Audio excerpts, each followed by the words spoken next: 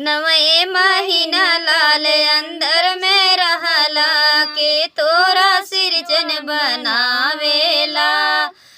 नवे महीना लाल अंदर में रहला के तोरा सिरजन बनावेला। तो बहुत ही प्यारा सोहर उठान गीत। और हमारे दीदी कहीं बस यही कहूँ लागत तो आप सब समझे ना, लेकिन बस के था कहीं मतलब गाना रुक गई कहीं। तो बहुत ही प्यारा है उठान गीत, क्योंकि अंदर जब मतलब बाबुल रहता है, बच्चा जब बच्चा मतलब अंदर रहता है तो भगवान का नाम लेता है, मुझे जल्दी जल्दी बाहर निकालो। और बाहर आने के बाद पापा पापा घुराता है, फिर उसी माँ बाप और पापा मम्मी को सब भूल जाते हैं। तो बहुत ही प्यारा सोहर उठान है, आप लोग ज़रूर सुनिएगा लास्ट तक। नवे महीना लाल अंदर में रहला, नवे महीना लाल अंदर में रहला के तोरा सिरजन बनावेला, के तोरा सिरजन बनावेला।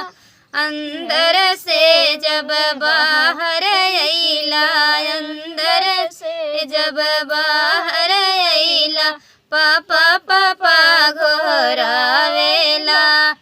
अंदर से जब बाहर अइला, पापा पापा घोरावेला।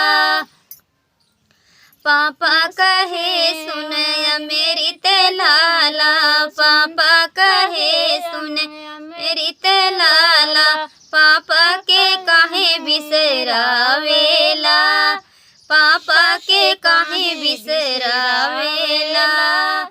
नवे महीना लाल अंदर में रहला, नवे महीना लाल अंदर में रहला के तोरा सिरजन बनावेला, के तोरा सिरजन बनावेला। अंदर से जब बाहर अइला, अंदर से जब बाहर अइला, मम्मी मम्मी घोरावेला, मम्मी मम्मी घोरावेला।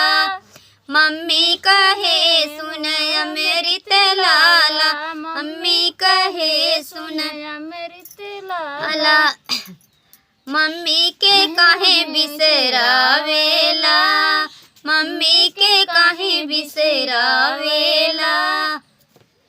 नवे महीना लाल अंदर में रहला, नवे महीना लाल अंदर में रहला के तोरा सिरजन बनावेला, के तोरा सिरजन बनावेला।